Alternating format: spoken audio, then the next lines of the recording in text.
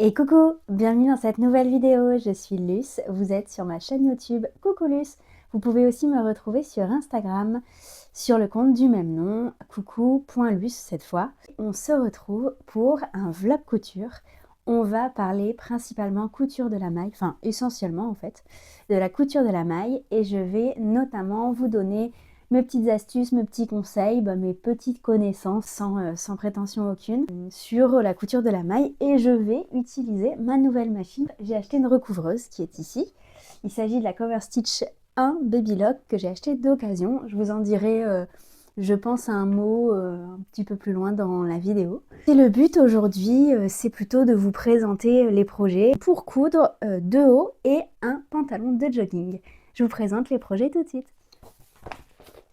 Premier vêtement, il s'agit du haut à col roulé Hilda de Fibre Mood. Je vous le montre. Celui-ci.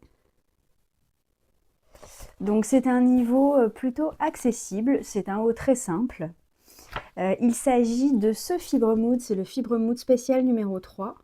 Pour celui-ci, je souhaiterais utiliser une maille achetée sur le site de Meter.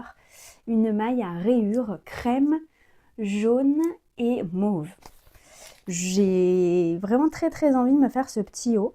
Je pense que ça devrait être rapide, efficace et que ça va m'être bien utile pour la saison. Il est en couverture d'ailleurs. Projet suivant, également un haut en maille de chez Fibre Mood. Cette fois-ci, il s'agit du numéro 28. Donc ce numéro. Voici Cara.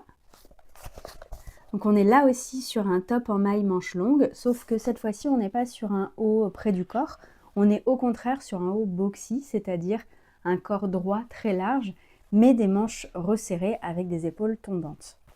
Celui-ci, je souhaiterais le faire dans un jersey, toujours acheté sur le site de Meter. Ce sera qu'un des 3 tissus que je vais utiliser. Je vous mettrai toutes les références en barre de description, comme toujours. Donc il s'agit cette fois-ci d'une maille côtelée, mais les côtes sont très fines. Donc vraiment pour les voir, il faut être très près du tissu. C'est une maille mauve, mais un mauve un peu grisé, que je trouve très beau, qui est toujours disponible il me semble. Voilà, donc là on sera sur un tissu très fluide, pour une pièce très ample qui nécessite du coup un peu de drapé. Donc voilà pour le deuxième haut. Et pour finir, il s'agira d'un pantalon de jogging du livre Inspiration Streetwear de Sewing Jess. Donc le livre c'est celui-ci. J'adore ce livre. J'ai déjà cousu la salopette que vous voyez ici. Et cette fois, je souhaiterais faire le jogging. Donc c'est un jogging tout simple avec une taille élastiquée, jambe droite. Sa particularité, c'est d'avoir une poche plaquée avec des zips à l'arrière. Cette fois-ci, je vais le faire dans un tissu qui ressemble plutôt à un French Terry pour le coup, puisqu'il s'agit là d'un sweat, d'un molleton, de son vrai nom, très fin et bouclé à l'arrière, je vous montre. Donc voilà le tissu.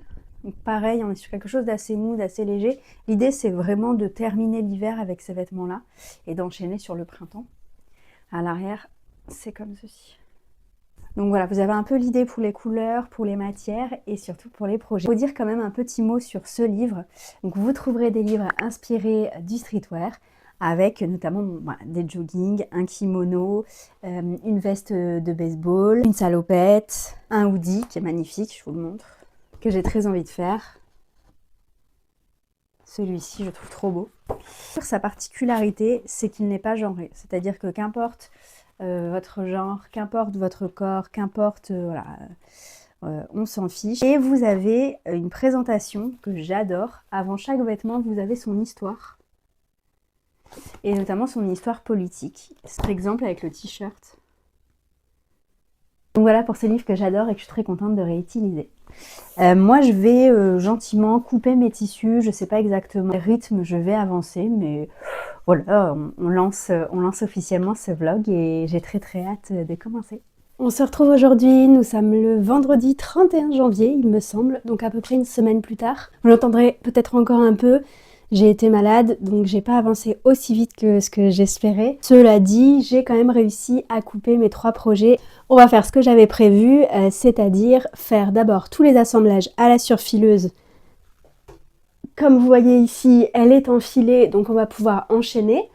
Et ensuite, on enfilera avec les fils violets la recouvreuse à la toute fin pour faire les finitions de tous les vêtements dans cette teinte mauve, on va dire. Allez, c'est parti, je vous prends avec moi et je vais vous montrer un peu qu'est-ce que je fais quand j'utilise ma surjeteuse. Je précise que je ne vais pas me référer aux gammes de montage des 2 t-shirts, mais uniquement à la gamme de montage du jogging 6Y de Sewing Jess, puisque là vous avez une poche comme ceci, et que du coup là je vais quand même jeter un œil. Pour les t-shirts, je considère que c'est vraiment méga basique et donc je sais le faire, je vais pas spécialement regarder les instructions. Cette poche, elle est plaquée, du coup il me faudra utiliser la piqueuse plate. Du coup je vais pas commencer par assembler à la surjeteuse le jogging, je le ferai à la fin. Enfin, dans cette étape-là, on va dire assemblage sur fileuse, ce sera en dernier puisqu'entre temps j'intercalerai le fait de plaquer la poche à zip avec la piqueuse plate. Allez, c'est parti, donc on démarre par le tissu le plus fin. Moi, ce que je fais toujours en premier, c'est faire un test. Toujours, je prends une petite chute et je regarde comment le tissu y réagit. Concernant ma surfileuse, c'est donc la Singer Ultra Lock que moi j'ai acheté il y a plus de 10 ans, il y a 12 ans je pense. Elle existe toujours, ce modèle existe toujours. Je ne saurais pas vous dire si la construction est identique à il y a 12 ans, mais moi j'en suis très contente, c'est une entrée de gamme. Vous la trouvez autour de 200-250 € je crois. Je l'avais pas du tout acheté ce prix-là à l'époque, elle coûtait beaucoup moins cher, mais les prix ont augmenté entre temps, ce qui est assez logique. En termes de réglage, c'est quand même un peu au feeling, hein. C'est un peu artisanal, elle réagit parfois un peu de façon un peu chelou. C'est une habitude à prendre et voilà, il faut tâtonner et on finit par y arriver. Il faut que je vous précise, je suis un peu un boulet. Sans faire exprès, j'ai interverti mes tissus pour les 2 hauts. Je voulais faire le col roulé dans le tissu à rayures et le t-shirt boxy avec les manches serrées et l'encolure dégagée dans le tissu mauve. Et en fait, je me suis trompée quand j'ai épinglé mes pièces. Je sais pas, j'ai fait l'inverse.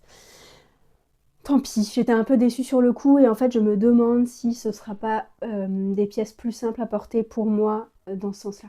Bon, voilà, c'est tout, c'est comme ça.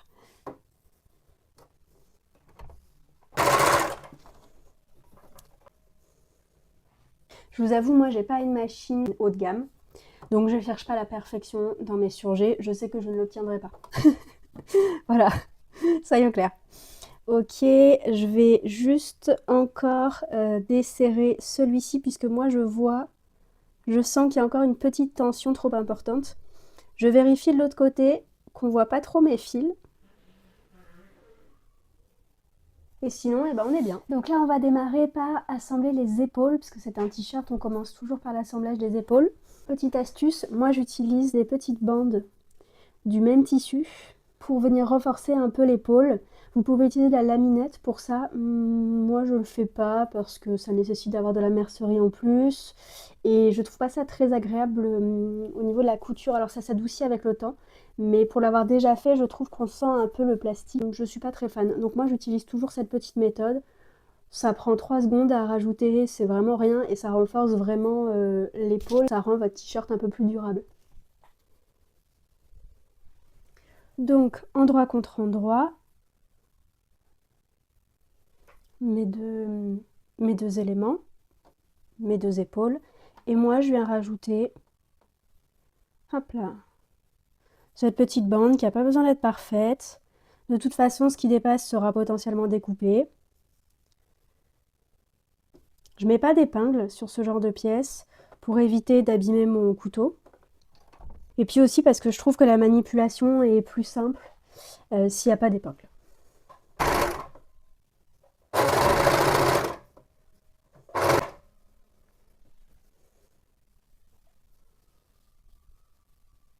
Voilà ce que ça donne. Et sur l'envers, voilà ce que ça donne. Donc moi je vais venir couper à ras ce qui reste. L'idéal c'est d'avoir les petits ciseaux pélicans qui protègent en fait des coupures involontaires dans la couche inférieure. Mais si vous faites bien attention avec des petits ciseaux fins, ça se fait. Hein. Moi j'ouvre bien. Voilà, et je viens glisser ma lame ici. Et je coupe à ras. Allez, je continue et puis je vous reprends tout à l'heure pour la suite. Mes épaules sont assemblées, donc je vais mettre un petit coup de vapeur en dirigeant les coutures vers l'arrière, donc vers le dos, mon t-shirt. Voilà. Et ensuite, je vais venir assembler en premier les manches à mes 2 pièces de corps à plat.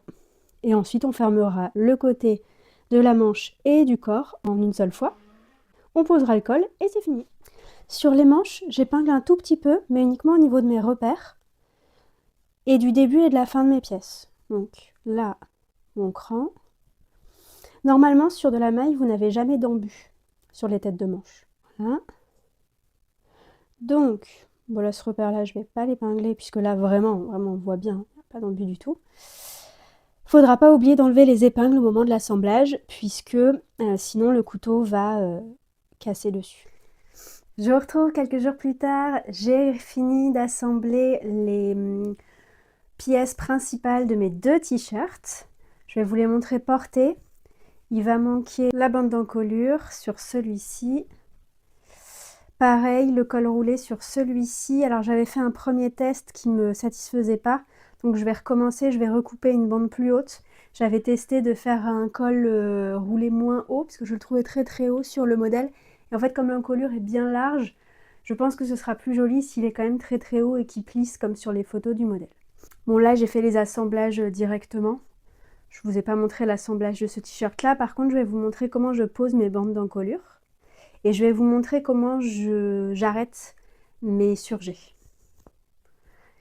Le t-shirt Cara, il ressemble à ça donc.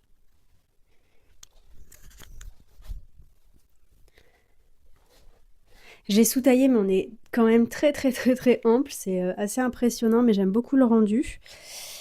Je l'ai très légèrement raccourci, j'ai oublié de raccourcir les manches. Du coup bah voilà, donc ça il faut que je les raccourcisse, il faut encore poser l'encolure et ce sera fini. Alors pour ce qui est de celui-ci, première chose, je vais vous montrer comment je bloque les surjets comme ça. Ce qu'on vous conseillera souvent, c'est d'utiliser une aiguille à coudre, une grosse aiguille à coudre, et de venir glisser le surjet à l'intérieur comme ça dans lui-même en fait. Bon, moi j'aime pas faire ça et c'est pas comme ça qu'on m'a appris, donc j'ai jamais fait ça, je trouve ça un peu fastidieux. Ce que je fais à la place, c'est que je coupe, pas à ras, mais je laisse 1 centimètre. Ensuite, je viens tirer légèrement sur mes fils jusqu'à ce que ça commence à bloquer un peu. Et ensuite seulement, je viens recouper quasi à ras. Et voilà. Ça prend 3 secondes et on a quand même vraiment sécurisé le surjet. Voilà. Il va quand même pas se défaire, c'est express. Je n'ai jamais eu un seul surjet qui se défait. Voilà. Bon. On touche à la peau de singe, hein, comme on dit, mais j'ai jamais eu de problème. Après, je pense qu'il n'y a pas de mauvaise méthode, c'est vraiment ce avec quoi vous êtes le plus à l'aise en fait. Hein. Deuxième chose, en ce qui concerne les poses de bien encolure. Ce que je fais, c'est que j'utilise des épingles, je marque tous mes milieux devant et dos. Je fais pareil sur ma bande d'encolure après l'avoir assemblée en rond. Voilà, donc là j'obtiens un tube que je vais plier sur lui-même. Je considère que ça c'est mon milieu dos, c'est ma couture, moi je la mets toujours au milieu du dos, ça me permet de savoir c'est quoi le dos, c'est quoi le devant. Ça me fait un repère en moins à placer d'ailleurs au passage. Je vais ensuite marquer mon milieu devant. Je vais aussi marquer mes milieux de chaque côté avec des petites épingles. Là je repasse bien pour que ce soit voilà, que ça bouge plus, hein, donc je vais faire vraiment un petit coup de fer là, parce qu'en plus vous voyez il est assez souple mon tissu, donc ça risque de bouger et les coutures risquent de glisser. Et ensuite, on viendra faire coïncider les repères qu'on a posés ici avec les repères posés ici, sur ce t-shirt. Donc là je vais poser mes repères comme je vous disais tout à l'heure. Donc premier repère, deuxième repère, milieu devant. Je vais mettre un petit coup de fer ici pour bien plaquer mon surjet, ma couture qui a tendance à se twister pour qu'elle soit bien à plat. Je fais coïncider mon milieu devant, mon milieu dos pour considérer que à part égale les côtés de mon encolure. Ils vont être ici. En réalité, moi, les repères côtés, vous allez voir, je les utilise pas tels quels, mais je les indique parce qu'ils m'aident quand même à me repérer. Et voilà. Donc, je viens faire un premier épinglage de ma bande d'encolure en faisant correspondre tous mes petits repères. Donc là, il faut que je fasse bien attention à quel côté de la bande je veux qu'il soit visible ensuite. Et moi, je voudrais que mon côté visible, ce soit ce côté, que je trouve plus joli que ce côté. Donc, je mets bien endroit contre endroit. Donc, ce côté-ci de ma bande, qui est celui qui me plaît le plus, avec l'endroit de mon t-shirt. Donc mon repère dos, c'était la couture milieu de ma bande d'encolure. J'épingle d'abord ensemble les deux dos, les deux devant.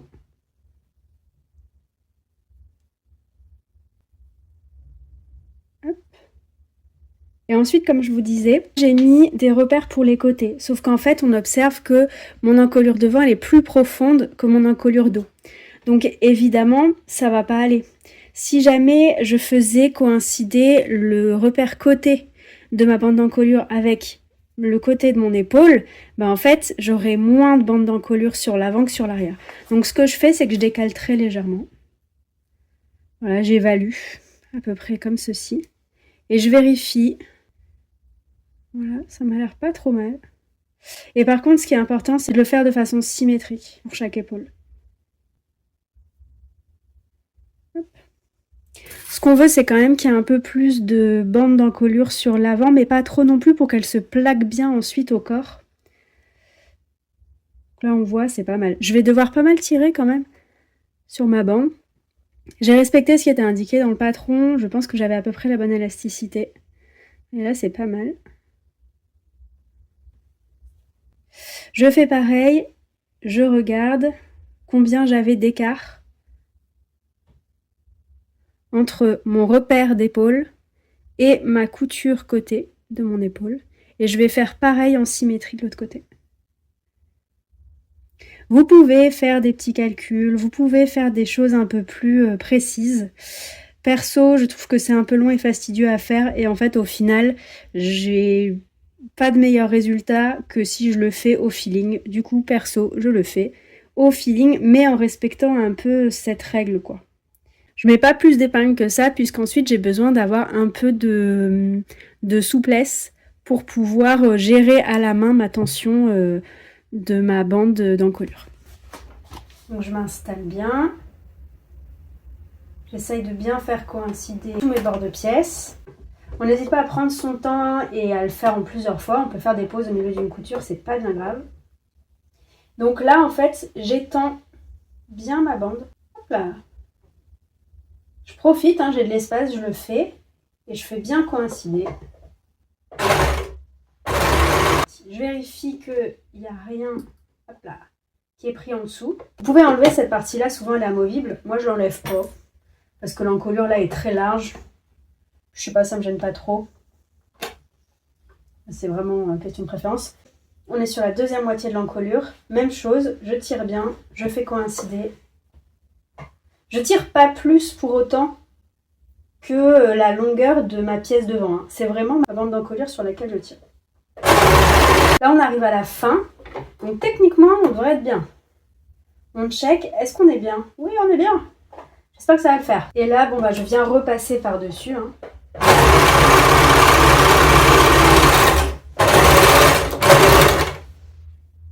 Et voilà. On va voir si c'est correct, mais ça m'a l'air pas mal du tout. Wow, je suis hyper contente. On va mettre un petit coup de fer à repasser et on voit si c'est ok. Je vous montre le résultat de mon encolure. Donc voilà.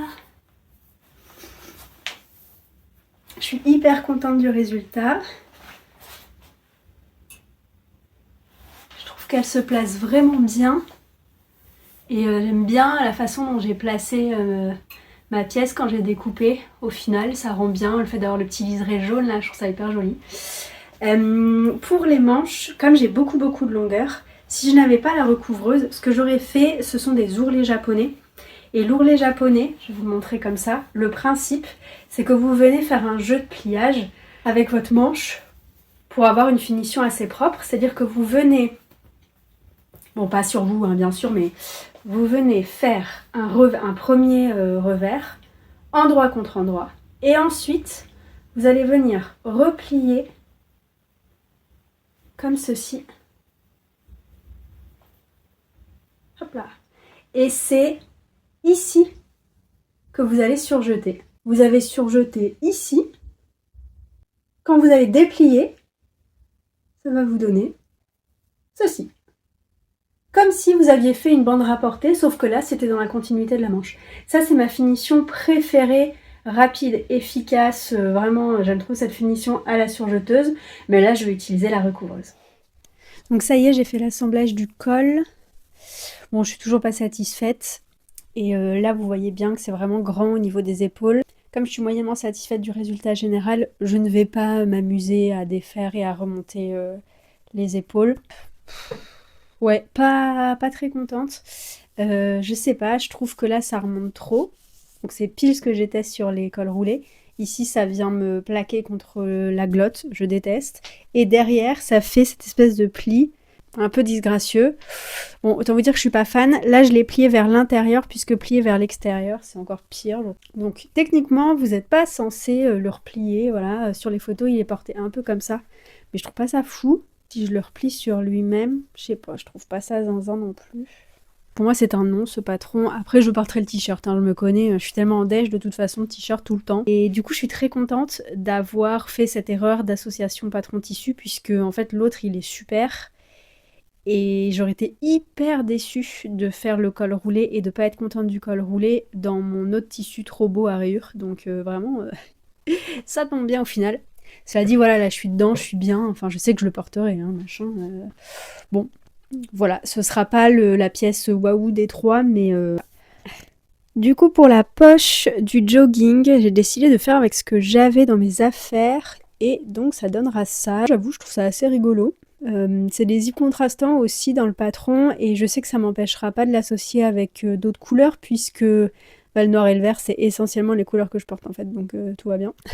J'ai fait la sieste et je vous retrouve au soir pour coudre le jogging. Je voulais juste refaire un petit point avec vous sur... déjà je peux vous montrer que en fait j'ai gardé le t-shirt à col roulé. Et en fait, je suis hyper bien dedans, donc je pense que c'est une réussite quand même. Je vais vous montrer un peu, voilà, le jogging, faire un point avec vous sur la couture maille à la machine à coudre classique. Donc, conseillé dans le patron, je vais thermocoller les entrées de poche avec des petites chutes de thermocollant, donc sur mon entrée de poche. Et alors, si vous vous posez la question de est-ce qu'on peut coudre de la maille avec une piqueuse plate ou avec une machine à coudre familiale, oui, tout à fait. Vous n'êtes pas obligé d'avoir une surjeteuse, une recouvreuse et je sais pas quoi pour coudre de la maille. Par exemple, dans le bouquin, là, en fait, ce qui est indiqué, c'est piquer à la machine à coudre à 2 mm de la couture précédente. Enfin, ce pantalon-là, il est assemblé à la piqueuse plate, en fait. Hein. Et c'est de la maille. Hein. C'est un molleton. Alors, celui-ci, c'est un molleton un peu velours. Mais voilà, c'est complètement faisable. Dernier petit conseil pour la couture de maille à la piqueuse plate. Donc là, je vais faire mon entrée de poche à la piqueuse plate. C'est un bon test, comme ça je vous aurais aussi montré cet aspect-là. Du coup, mon conseil, on utilise une aiguille stretch. Ensuite, autre chose, moi sur ma machine, je peux directement lui indiquer que je vais coudre du stretch et donc elle va faire les réglages à ma place. Si c'est pas votre cas, c'est pas grave. La seule chose à savoir, c'est qu'il faut, comme toujours, faire un petit test avec une petite chute, mon petit conseil, et il va falloir adapter la tension et la pression du pied. Par exemple, voilà, je lui dis, je vais faire une couture droite, je suis sur du extensible moyen, c'est un assemblage. Bon, elle me propose ce point-là qui est très bien pour les... C'est un zigzag très serré. Vous pouvez en effet assembler avec votre zigzag très serré comme ça. Je vais quand même le faire avec un point droit puisque moi je trouve que ça fonctionne. Voilà. Et par contre, je vais ajuster. Donc là, moi, elle m'indique 2,5 en longueur de point. Pourquoi pas, mais j'ai peur que ce soit un peu serré. Donc on va faire un test et si jamais j'allongerai mon point. Et pour mes surpiqûres, donc quand je vais plaquer ma poche sur mon tissu, je sais d'avance que je vais allonger le point. Je vais le mettre à 3. Voilà. Écoutez, c'est pas mal.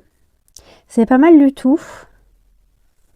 Alors pourquoi je fais ce choix du point droit alors que je pourrais faire mon assemblage à la surjeteuse? Tout simplement parce qu'il s'agit de l'assemblage de mon entrée de poche et je veux que ce soit bien stable, je veux pas que ça gondole, je veux pas... En fait, il n'y a pas besoin d'extensibilité à cet endroit-là, au contraire, j'ai plutôt besoin que ce soit bien plaqué et bien, voilà, que ça se tienne bien en place.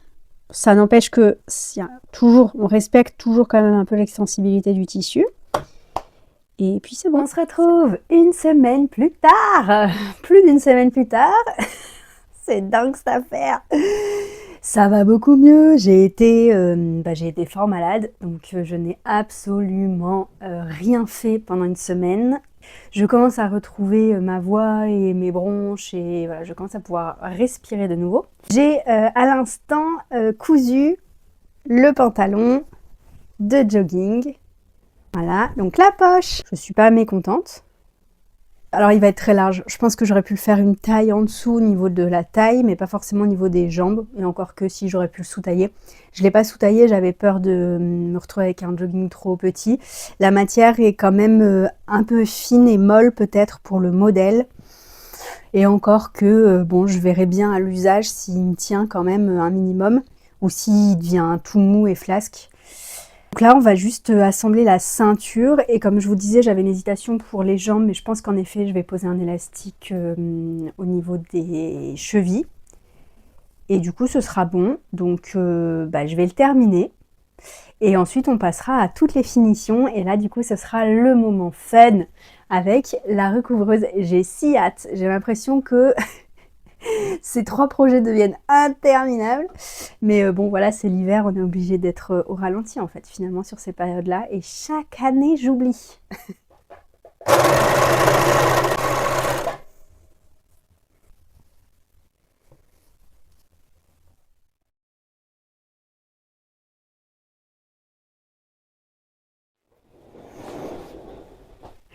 On se retrouve, oui, je suis trop contente. Pour la dernière étape, nous allons faire les finitions des 3 projets que j'ai cousus dans ce vlog, qui aura duré un mois. Donc, on va s'attaquer à mon nouveau bébé. Je suis trop contente. Du coup, là, je vais tout simplement enlever les fils de la surjeteuse puisque je n'ai que 4 cônes de fil violet. Et on va en placer 3, ça devrait suffire, sur la recouvreuse. Et puis voilà, je vais vous montrer comment je fais, c'est hyper simple.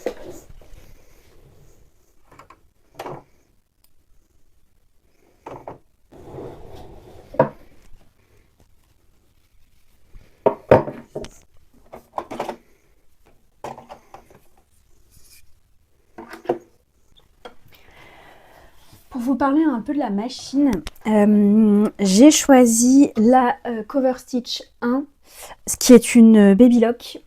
Pourquoi j'ai choisi la Baby Lock? Parce que on est sur un modèle connu en recouvreuse, plutôt un positionnement moyen, voire haut de gamme, Baby Lock. On n'est pas sur de la Singer, de la Brother, où ils vont avoir des gammes plus étendues, où on va trouver vraiment entrée de gamme, plusieurs moyennes gammes et plusieurs très hautes gammes, voilà, avec des gammes très étendues. Bon, je suis pas une experte non plus, mais en tout cas moi c'est l'impression que j'en avais, c'est la connaissance que j'en avais. Je sais par exemple que les surjeteuses de chez Baby Lock, elles sont plutôt appréciées et souvent recommandées. Enfin, ça a bonne réputation comme matériel.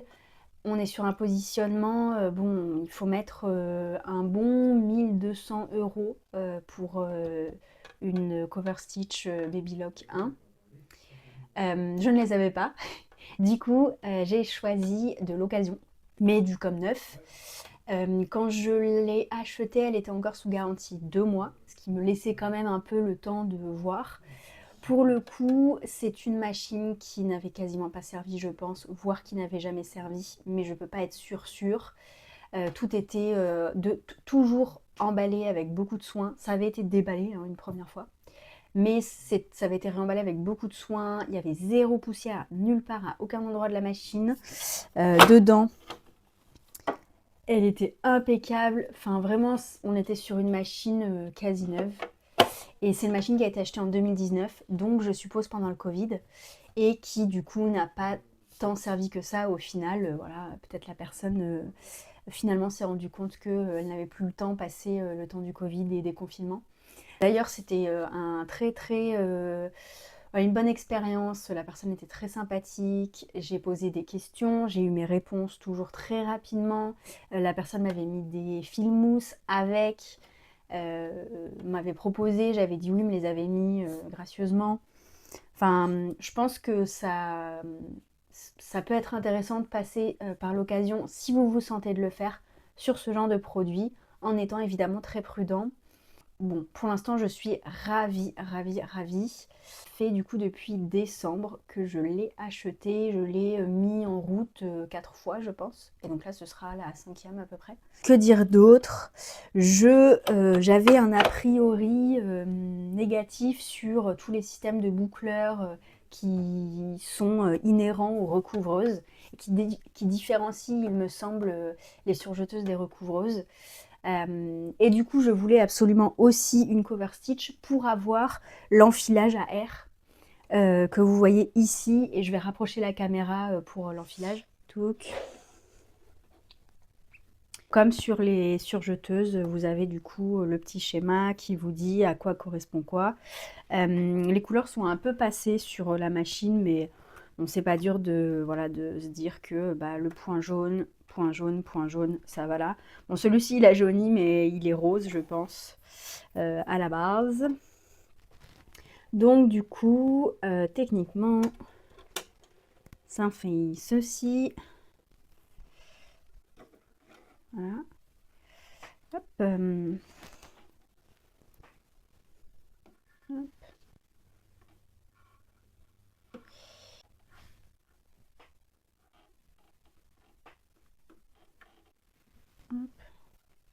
Et alors là, je sais qu'il y a quelque chose d'important. Vous avez des petits crans ici. Et ça, j'ai l'impression que ça joue quand même pas mal. Donc le petit cran, du coup, ça va être celui-ci. Ça, on le met en arrière. Je crois que je suis bien. Bon, j'ai mon petit schéma ici. Et du coup, c'est bon, j'ai fait ce qu'il faut. L'enfilage, en fait, il est décrit ici. Donc, c'est parti. Voilà. Je sais pas pourquoi ça voulait pas me le faire tout à l'heure. Peut-être que mon pied de biche n'était pas levé. Puisqu'ils disent de d'abord relever le pied de biche, puis de désamorcer le système. Et ensuite, du coup, on va pouvoir utiliser la pompe. Donc on fait le début de l'enfilage quand même. Tac.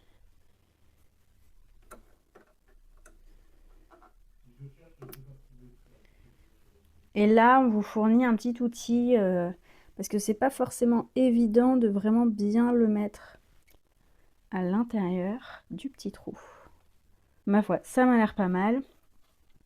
Et du coup, techniquement, allez, c'est parti. On appuie sur la pompe. Et je la vois, si, ça a marché. Je vais aller me le chercher avec ma petite pince.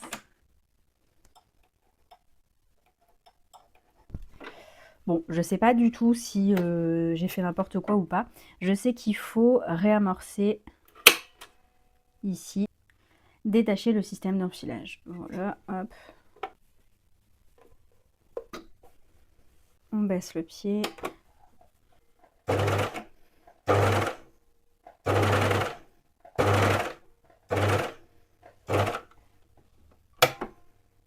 Ah oui, il y a un truc qui me perturbe, si vous avez des astuces, c'est que je trouve que c'est pas évident de sortir le tissu de la machine. Bon. Alors, ça donne quoi? Est-ce que j'aurais un problème de tension? Est-ce que ce serait dû à ça? Je ne sais pas. Ou est-ce que il y a quelque chose que je ne fais pas, j'ai pas trouvé dans mon manuel, mais voilà ce que ça donne. Ça m'a l'air pas mal. Ça m'a l'air de faire la blague. Et donc ensuite, on vient avec un ciseau pélican ou pas, un ciseau à lingerie ou pas, on vient couper ici au bord.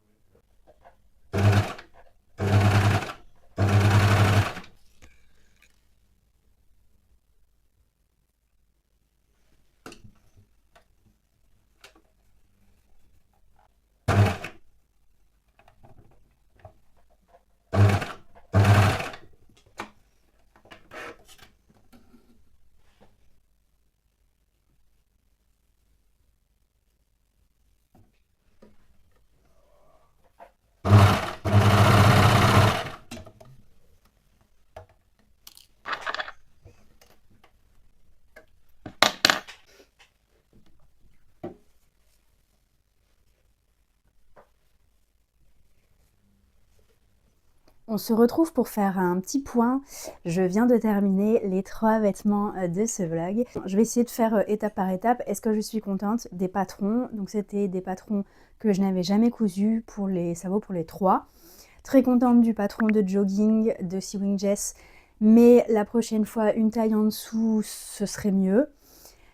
Très contente de ma petite modification avec l'ajout des élastiques aux chevilles, je vous montrerai. Plutôt satisfaite du patron de top boxy très large fibre mood et très contente finalement de mon association qui était une erreur puisque j'avais prévu de faire l'inverse. Au final très contente. Moins satisfaite du patron de col roulé fibre mood. Je sais pas, il y a quelque chose qui va pas. Je pense que au niveau du cou, il devrait coller. Et moi j'ai un tout petit cou, du coup ça va pas. Pareil les épaules. Enfin, il y aurait sûrement un travail de gradation à faire pour que le vêtement me convienne mieux. Flemme, je vous avoue. Ensuite, est-ce que je suis contente des tissus? Je pense que j'ai bien choisi mes associations patron tissu, si ce n'est que le jogging. Le tissu est chouïa fin. Peut-être que c'est un modèle qui mériterait un tissu qui se tient mieux. Pour le reste, je suis très contente. Enfin, niveau réalisation, j'ai pris vraiment beaucoup de plaisir. C'était hyper agréable. Je suis super contente de mes finitions à la recouvreuse. J'espère que les images auront été un minimum intéressantes, un minimum parlantes. Évidemment, je ne suis pas une experte, je débute avec cette machine. Si vous m'avez vu faire des dingueries, que vous en possédez une ou que vous savez comment ça marche, n'hésitez pas à me le dire en commentaire. Est-ce que vous en êtes contente? Qu'est-ce que vous avez comme modèle? Qu'est-ce que vous faites avec? Dites-moi si ça vous tente aussi comme type de machine. Moi, mon avis, là comme ça, à chaud, hyper contente, je regrette pas du tout mon achat. Très contente du résultat final. Cependant, je n'irai pas conseiller cette machine comme un indispensable pour faire de la couture. Voilà, on s'entend. Vous avez de la place, vous avez de l'argent, vous aimez bidouiller des machines, vous êtes un peu tatasse de la finition, c'est un bon achat. Sinon, non. Voilà, je pense que ça résume ma position sur la recouvreuse. Pour l'instant, j'aurais utilisé cette machine sur 4 vêtements différents depuis son acquisition en décembre. Nous sommes en février, donc je trouve que c'est pas trop mal, sachant que c'est vraiment sympa à utiliser. C'est-à-dire que c'est pas une tannée. Bon, ma surfileuse est moins agréable, par exemple. Elle tape beaucoup, la mienne. Et la recouvreuse, elle est assez smooth. Et vraiment, par rapport à l'aiguille double que l'on peut mettre sur une piqueuse plate, vous n'avez pas... voilà, ça va pas, le fil va pas casser, la finition va bien vieillir et vous n'allez pas avoir d'effet gondolé. Et je vous le montre tout de suite. Exemple avec la matière qui est quand même... voilà, on est sur de la matière côtelée, très molle. Oh, à l'aiguille double, impossible, ça m'aurait fait un col chou-fleur, l'enfer. Si je dois quand même dire quelque chose, je sens bien que je la maîtrise pas parfaitement pour l'instant. Donc voilà, je vais continuer, je vais apprendre, je vais tâtonner. Il y a quelque chose que j'aimerais largement améliorer. Petite finition comme ça, je trouve que c'est une bonne solution. Je trouve ça joli. Mais clairement, ici, par là, à un moment donné, je me suis éloignée du bord, on ne sait pas pourquoi. Et j'avoue, j'ai du mal à prendre un peu mes repères encore sur la machine. Pareil pour terminer les points. Pour l'instant, j'essaye de retomber sur mes pattes et de recoudre dans la couture précédente, comme je le faisais à l'aiguille double. Mais je sais pas, je suis pas entièrement satisfaite. Voilà, c'est des petits points à améliorer, mais ça remet pas en question mon achat, ça c'est clair et net. Non, vraiment contente, contente des vêtements, contente des tissus, contente du processus. Ce que j'ai pas dit, que je peux préciser, c'est que acheter la machine d'occasion, ça m'a permis d'économiser environ 400 €. Sur une machine à entre 1200 et 1400 €, c'est pas mal. C'est quand même pas mal. Voilà, ça me permettait de tomber en dessous de mon budget max qui était de 950. En tout cas, je voulais pas dépenser 1000 €. Ça reste une énorme somme, on est d'accord. Mais bon, voilà, après plus de 15 ans de couture, et après y avoir beaucoup réfléchi, bon, pas de regret de mon achat. Je pense que j'ai fait le tour. C'était un peu laborieux. C'est l'hiver, j'ai été malade, bon voilà, comme tout le monde, quoi, rien d'original. J'espère que cette vidéo aura quand même été agréable pour vous. Ça reste un plaisir pour moi de la filmer. Et puis en fait, la prochaine vidéo quand même Ce sera une vidéo tricot pour vous donner un peu une vue sur un peu mon programme en termes de publication de vidéos. Mon objectif, c'est de publier entre 2 et 3 vidéos couture par mois et une tricot par mois. Donc là, il est temps de faire la petite vidéo tricot. Elles sont moins vues, moins sollicitées en général que les vidéos couture, en tout cas sur mon compte. Bon, ça me fait quand même hyper plaisir de les faire, donc voilà, ne désespérez pas si la prochaine vidéo c'est du tricot, il y aura la semaine d'après une vidéo couture. Voilà, je vous embrasse très fort, prenez bien soin de vous et on se voit très vite.